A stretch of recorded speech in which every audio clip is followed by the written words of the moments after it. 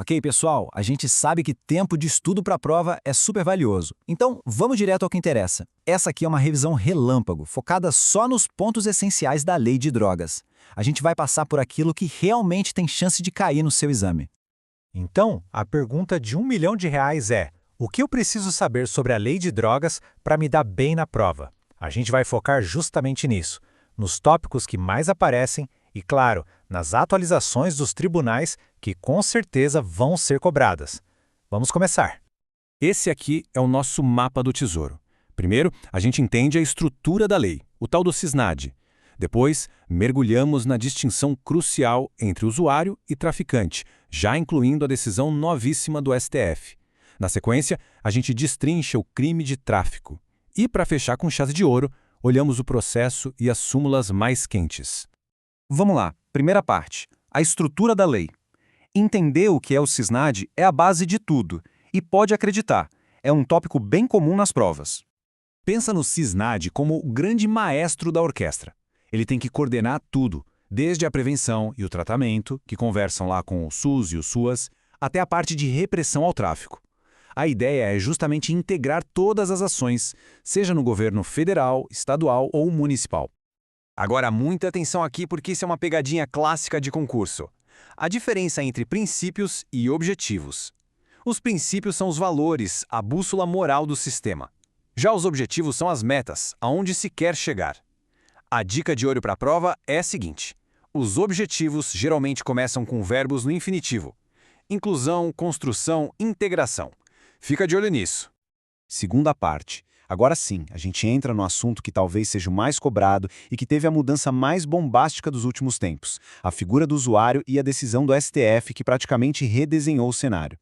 A própria lei, desde o seu início, já fazia essa separação. De um lado, você tem o artigo 28, que fala do usuário. As condutas são para consumo próprio e, o mais importante, não tem pena de prisão. Do outro lado, o artigo 33, o tráfico, com aquela lista enorme de verbos e penas bem pesadas. Saber diferenciar isso é o básico do básico para qualquer prova.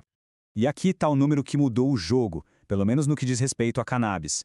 O STF estabeleceu um critério de quantidade. A ideia é que até 40 gramas ou o cultivo de até 6 plantas fêmeas existe uma presunção de que a pessoa é usuária. Esse slide aqui é o coração da matéria hoje em dia, precisa saber isso de cor. O ponto principal é: para cannabis, o porte para uso pessoal agora é um ilícito administrativo, não mais um crime. As sanções continuam, mas sem gerar reincidência, maus antecedentes, nada disso. E atenção máxima aqui: a presunção é relativa. A polícia pode sim prender alguém por tráfico com menos de 40 gramas se tiver outros indícios de comércio. Beleza, vamos em frente. Para o crime de tráfico, agora a gente vai detalhar os tipos penais, as figuras que são equiparadas e, claro, a importantíssima figura do tráfico privilegiado, que não cai, despenca em provas de segunda fase e orais. Esse é um conceito técnico, mas super importante. O crime de tráfico que a gente chama de norma penal em branco. A lei fala em vender drogas, mas o que é droga? A lei não diz. Quem diz é um outro ato, uma portaria da Anvisa. Isso, para quem gosta do detalhe técnico, é uma norma penal em branco heterogênea. E saber disso pode ser aquele diferencial na sua nota. Essa tabela resume bem as várias caras do artigo 33. O tráfico padrão e as figuras equiparadas têm pena de reclusão. Mas olha só a diferença para os parágrafos 2º e 3º. O uso compartilhado, por exemplo, você oferecer droga para um amigo, sem visar lucro, para vocês usarem juntos. A pena aqui é de detenção, bem mais branda. E aqui está a famosa cereja do bolo do artigo 33, o tráfico privilegiado. É uma causa de diminuição de pena gigante. Mas atenção, os 4 requisitos são cumulativos.